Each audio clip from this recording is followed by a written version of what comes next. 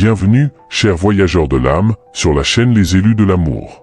Aujourd'hui, nous posons notre regard sur l'un des paradoxes les plus déroutants du chemin des flammes jumelles, cette distance ultime, cet étrange silence qui s'installe parfois juste avant que tout semble sur le point de se réaliser.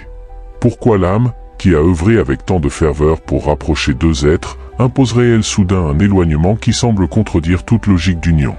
Ce n'est pas un bug dans le système, mais une fonction essentielle, sacrée et méconnue.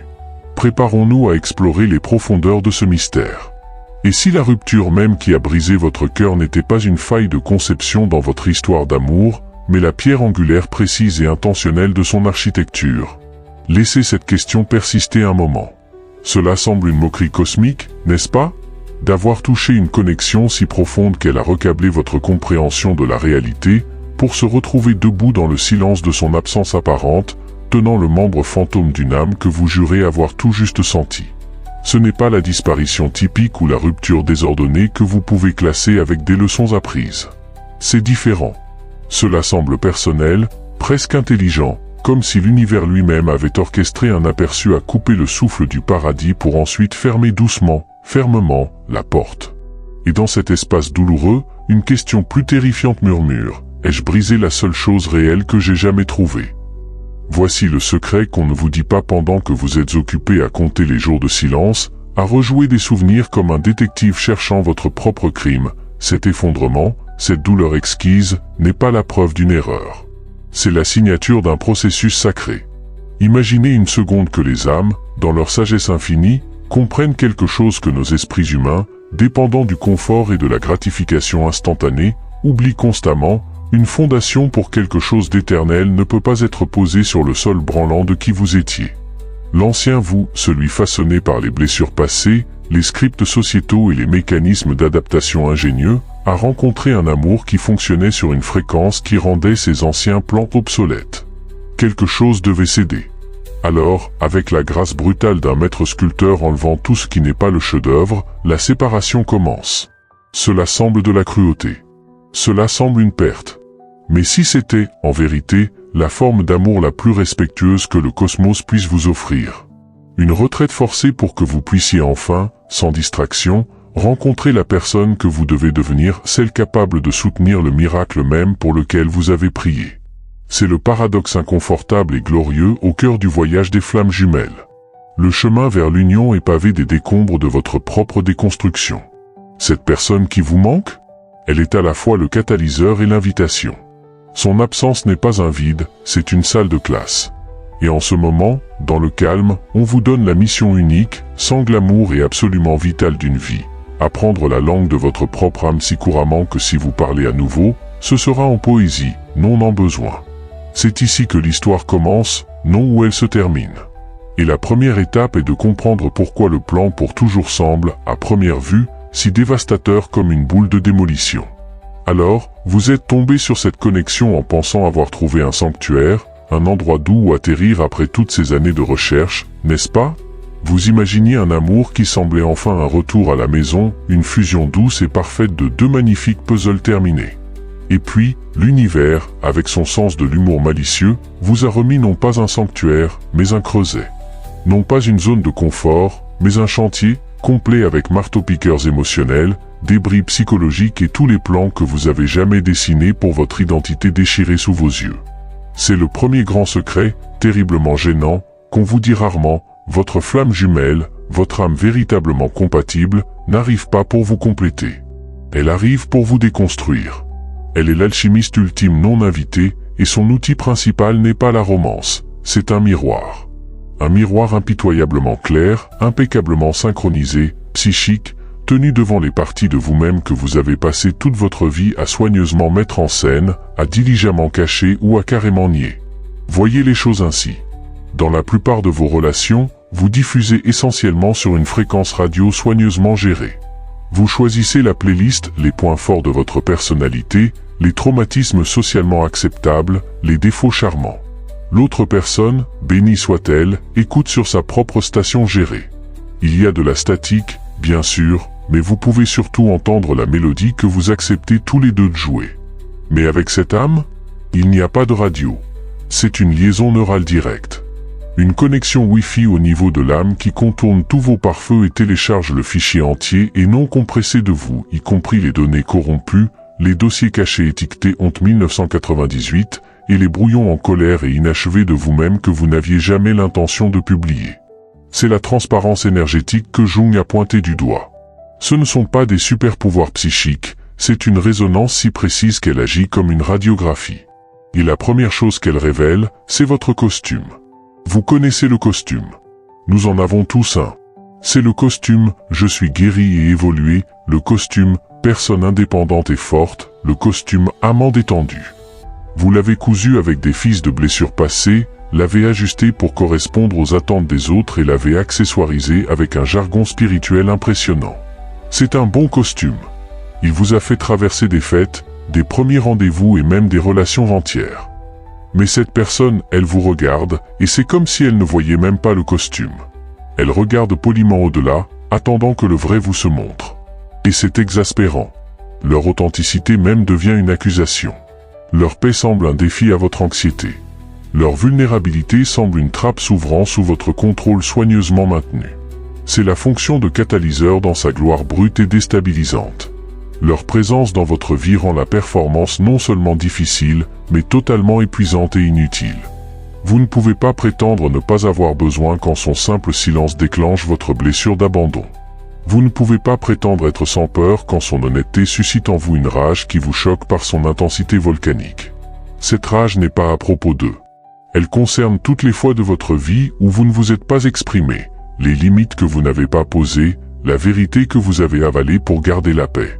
Il se trouve juste être la première personne à qui vous ne pouvez pas mentir, parce que sur cette fréquence, les mensonges ne se transmettent pas. Seule la vérité, désordonnée, sanglante, gênante, a un signal. C'est ici que nous nous engageons dans les eaux troubles et glorieuses de l'ombre de Jung. Votre ombre n'est pas un jumeau maléfique, c'est juste le sous-sol émotionnel où vous avez tout entassé ce qui ne correspondait pas au récit acceptable de vous-même. L'impulsion égoïste, la peur infantile, l'envie brute, la profondeur de votre besoin d'amour qui semble embarrassamment vaste. Dans les relations occasionnelles, vous visitez le sous-sol occasionnellement, à petite dose contrôlée. Avec votre âme miroir, ils vivent en quelque sorte là-bas, et ils ont allumé toutes les lumières. Les conflits que vous aurez sembleront absurdement primaux parce qu'ils le sont. Vous ne vous disputez pas sur qui fait la vaisselle. Vous vous disputez sur l'architecture fondamentale de vos mécanismes de survie. Vous vous disputez parce que sa volonté d'être exposé émotionnellement met en lumière votre propre réflexe de battre en retraite derrière un mur. Vous vous disputez parce que sa présence calme rend votre chaos interne assourdissamment bruyant. Il vous renvoie, en temps réel, les parties reniées de votre propre psyché, votre anima ou animus, non pas comme une critique, mais comme un simple fait de votre résonance partagée. C'est comme être chatouillé par un fantôme, insupportablement irritant, et vous ne pouvez même pas voir ce qui le fait. Alors, vous avez un choix. Vous pouvez, comme beaucoup le font, décider que le miroir est fissuré. Vous pouvez blâmer l'alchimiste pour la chaleur du four. Vous pouvez partir, cherchant quelqu'un qui admire votre costume et ne vous demande jamais de l'enlever. C'est un chemin valide, un chemin de confort, peut-être. Mais si vous restez, si vous osez regarder dans ce reflet, non pas eux, mais ce qui en vous est déclenché, c'est alors que l'alchimie commence. La relation cesse d'être une romance au sens conventionnel et devient un laboratoire vivant, un dojo pour l'âme. Chaque dispute explosive devient une donnée sur vos déclencheurs cachés. Chaque moment de paix profonde devient un plan pour votre potentiel. Ils sont, littéralement, le catalyseur qui accélère les réactions qui attendaient toujours de se produire en vous. L'amour n'est pas dans la fusion béate, il est dans l'accord terrifiant et mutuel de se tenir là, tenant le miroir stable, pendant que l'autre fait le dur et les travaille de se voir véritablement. C'est le cadeau le plus gênant, douloureux et finalement sacré qu'une âme puisse offrir à une autre. Et la chute belle et ironique ? En faisant ce travail, en récupérant ces morceaux d'ombre, en intégrant la rage, en réconfortant l'enfant intérieur, en possédant votre besoin, quelque chose change. Le miroir change. Les reflets deviennent moins tranchants, moins douloureux. Parce que ce qui est renvoyé n'est plus un soi fragmenté et caché, mais quelqu'un de plus entier. Les conflits perdent leur tranchant nucléaire. Le besoin de blâmer s'évapore.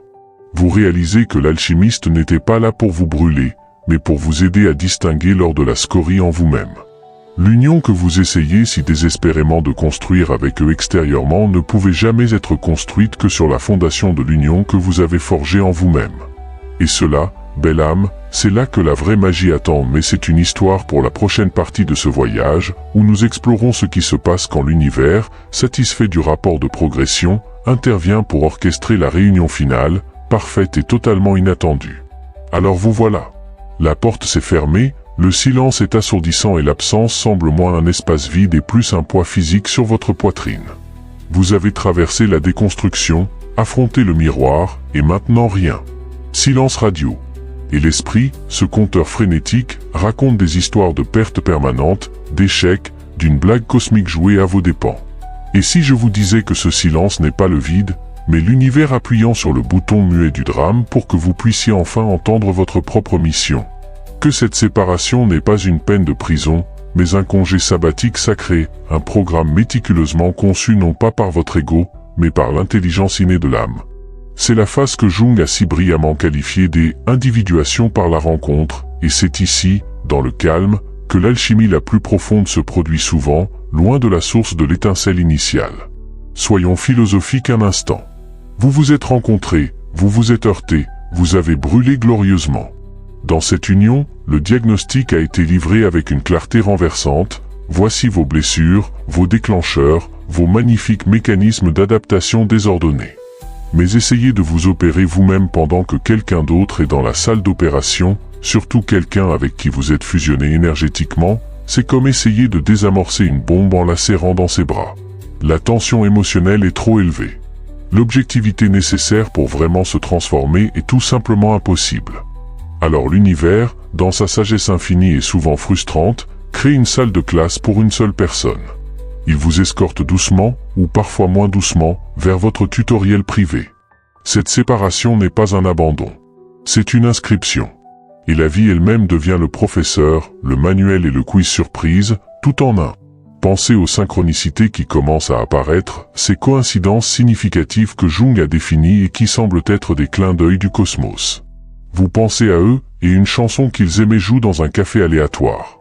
Vous luttez avec une leçon sur la pose de limite, et le prochain client, ami ou membre de la famille vous renvoie ce défi sous une forme différente. Vous voyez leur anniversaire partout. Cela semble être une hantise, mais si c'était une harmonisation, la connexion psychique ne s'est pas rompue, elle a simplement changé de chaîne. Elle opère maintenant à travers l'inconscient collectif, ce vaste réseau souterrain où les âmes véritablement compatibles restent connectées. Les rêves que vous faites, ces visites vives, chargées d'émotions, qui vous laissent essouffler à 3 heures du matin, ne sont pas seulement la projection de votre cœur solitaire. Elles sont, dans la vision de Jung, des lignes de communication légitimes à travers ce réseau intérieur, préparant votre psyché pour une fréquence future que votre esprit éveillé ne peut pas encore concevoir. Voici le vrai coup, la partie qui apporte une touche d'humour au chagrin. L'univers vous donne maintenant des devoirs sur les traits mêmes que vous critiquiez en eux. Ironique, n'est-ce pas? Vous trouviez son détachement émotionnel exaspérant? Merveilleux. Maintenant, vous serez placé dans des situations où vous devrez apprendre le détachement sain vous-même, des résultats, des anciennes identités, du besoin de contrôler ce processus même. Vous étiez déclenché par son besoin constant de réassurance? Excellent. Votre programme inclut maintenant apprendre à générer cette réassurance profonde et inébranlable depuis votre propre esprit. C'est la partie guidée, pratique du voyage.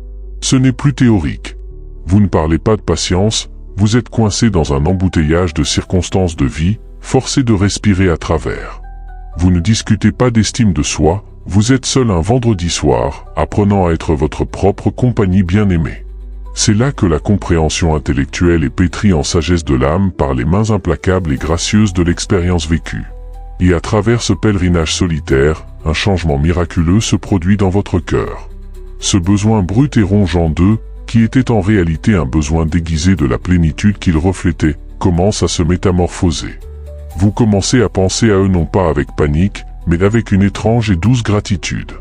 Les bords du ressentiment s'adoucissent parce que vous vivez maintenant la complexité d'être humain, et vous comprenez, dans vos os, combien il est difficile de changer. Vous commencez à apprécier, de loin, les qualités mêmes qui vous rendaient autrefois fou, parce que vous avez dû cultiver une graine d'elles en vous-même pour survivre. C'est la naissance de la véritable compassion, forgés non pas dans l'union, mais dans les humbles feux de vos propres luttes solitaires. Votre amour pour eux commence à perdre sa peau possessive. Vous souhaitez sincèrement leur paix et leur évolution, même si vous n'êtes pas dans le tableau. Et dans ce lâcher-prise, vous tombez sur le plus grand paradoxe, vous devenez plus vous-même que vous ne l'avez jamais été. Entier. Non pas une moitié cherchant sa contrepartie, mais une note complète capable de créer une harmonie plus riche et plus éblouissante. Toute cette phase est régie par ce que je ne peux décrire que comme un minuteur cosmique, un mécanisme de timing intelligent et organique qu'aucune supplication de manifestation, aucun SMS désespéré de minuit ne peut précipiter. Essayer de forcer une réunion avant que les crédits internes ne soient obtenus, c'est comme cueillir un fruit vert. Il est amer, dur, et il gâche le potentiel de la maturité mûre et douce que vous étiez destiné à apprécier.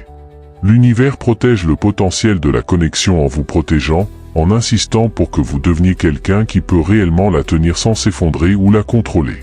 Le silence, alors, n'est pas une punition. C'est une incubation sacrée. Alors vous respirez. Vous faites le travail que la place la vie devant vous. Vous apprenez les leçons dans les salles de classe étranges et apparemment aléatoires auxquelles vous êtes assigné. Et vous commencez à faire confiance, non pas qu'ils reviendront, mais que vous revenez à vous-même.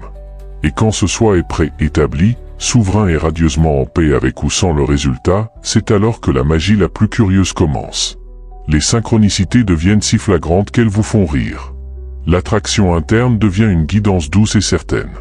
Mais cela, mon ami, c'est une histoire sur l'architecture des miracles, et sur comment reconnaître la porte quand elle s'ouvre enfin, non pas de votre poussée, mais d'une grâce que vous avez enfin grandi pour être prêt à recevoir. Atterrissons ensemble cet avion, vous et moi. Non pas avec un crash dramatique, mais avec un atterrissage doux et certain sur une piste que vous avez construite sous vos propres pieds tout ce temps, même quand vous vous sentiez complètement en l'air et perdu. Voici la vérité silencieuse qui vous attend à la fin de toute cette analyse, de toute cette douleur, de toute cette turbulence intérieure magnifique. Ce voyage n'a jamais été de créer une histoire parfaite avec une autre personne. Il s'agissait de vous devenir un langage entièrement nouveau. Un langage si nuancé, si profondément ressenti, qu'il ne pouvait être parlé et compris que dans l'espace sacré et silencieux entre deux âmes qui ont mérité le droit d'écouter. Pensez-y ainsi. Vous avez commencé toute cette chose en fredonnant un air simple et accrocheur, la mélodie du « Ils vécurent heureux pour toujours » que nous apprenons tous comme des enfants. Puis vous avez rencontré votre miroir et la symphonie a explosé. Il y avait des accords dissonants qui vous ont secoué, des crescendos qui vous ont transporté et des mouvements d'un silence si profond qu'ils vous ont terrifié. Vous avez pris la composition pour du chaos. Mais maintenant, debout ici après avoir traversé le feu de la déconstruction et la discipline silencieuse de votre pratique solo, vous pouvez enfin l'entendre. Vous n'écoutez plus seulement la symphonie, vous êtes devenu la symphonie. L'intégration est terminée. Les instruments séparés de votre esprit, votre courage, votre vulnérabilité, votre ombre, votre lumière sont maintenant dirigés par une sagesse qui vient de l'intérieur, non d'un besoin qui vient de l'extérieur. C'est la destination, quelles que soient les circonstances externes. L'union sur laquelle vous étiez si fixé, c'était toujours le sous-produit, non le prix. Le vrai prix, c'est l'architecture intérieure inébranlable que vous avez construite. C'est la capacité de vous tenir dans votre propre climat émotionnel, qu'il s'agisse de soleil ou d'orage, et de savoir que la fondation ne se fissurera pas. C'est l'ironie délicieuse de se soucier moins du « quand » et du « si » obsessionnel de la réunion, et de se soucier davantage de la qualité de votre propre présence à chaque moment ordinaire. Vous avez échangé la prière désespérée pour un résultat spécifique contre une conversation profonde avec la vie elle-même. Et dans cet échange, vous avez tout gagné. Alors, à quoi cela ressemble-t-il dans le tangible, au jour le jour? Cela ressemble à un rire qui jaillit de votre ventre quand vous vous souvenez d'une ancienne dispute, parce que vous voyez maintenant la comédie divine, deux âmes, essayant maladroitement de se gaver mutuellement de leçons qu'elles devaient apprendre elles-mêmes. Cela ressemble à une respiration profonde et reposante là où vivait l'anxiété. Cela ressemble à la capacité de dire votre vérité sans le tranchant du blâme et d'entendre la leur sans l'armure défensive. La connexion, si et quand elle se remanifeste physiquement, ne sera pas une saisie frénétique. Cela semblera être deux rivières ayant creusé leur propre chemin distinct et puissant à travers le paysage, fusionnant enfin en un cours d'eau plus large, plus profond et plus paisible. Il n'y a pas de perte de soi dans l'autre. Il n'y a qu'une expansion à couper le souffle du paysage. Et voici la partie la plus libératrice, celle qui vous fait vraiment sourire. Vous êtes libre. Vous êtes libre du dogme du voyage. Vous êtes libre des chronologies, des étapes, de l'autopsie psychique constante. Vous avez obtenu votre diplôme de la salle de classe du manque et êtes entré dans les champs ouverts de la plénitude. Votre histoire n'est plus définie par un effondrement, mais propulsée par une renaissance que vous avez écrite de l'intérieur vers l'extérieur. Vous n'avez pas seulement survécu à un cycle karmique, vous en avez appris les rythmes secrets et maintenant vous dansez sur eux, non pas parce que vous le devez, mais parce que la musique vous émeut. Ce chemin, avec toutes ses douleurs de cœur notoires, était le système de livraison le plus efficace, si impitoyable, pour votre propre éveil. Il vous a rendu votre âme, polie, intégrée et bourdonnante d'une nouvelle tension. Vous êtes maintenant un témoignage vivant d'un amour qui n'a pas besoin de posséder pour être profond. Et cela, belle âme, est une victoire si silencieuse, si permanente et si totalement vôtre qu'aucune séparation, aucune distance et aucune circonstance externe ne pourra jamais y toucher. Vous êtes arrivé à l'endroit où vous étiez toujours destiné à être, la maison, en vous-même. Et depuis ce point de vue, la vue de ce qui est possible ensuite en amour, en vie, en but est si vaste et si brillante, qu'elle en est presque aveuglante. Mais vos yeux se sont ajustés. Vous êtes prêt à la voir. Si votre cœur a reconnu la sagesse de cette distance sacrée, si vous avez senti la vérité de cette incubation silencieuse, laissez une trace de votre passage en commentaire. Partage un seul mot qui décrit ce que cette distance a fini par vous enseigner. Rejoins notre cercle des élus de l'amour en t'abonnant pour continuer à déchiffrer, ensemble, les cartes du cœur les plus secrètes.